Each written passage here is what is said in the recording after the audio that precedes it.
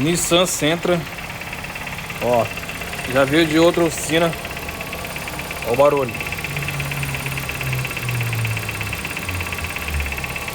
O cliente falou que já trocou a polia. Gastou R$3.000 nessa polia original na Nissan. E o defeito ainda persiste, pessoal, ó.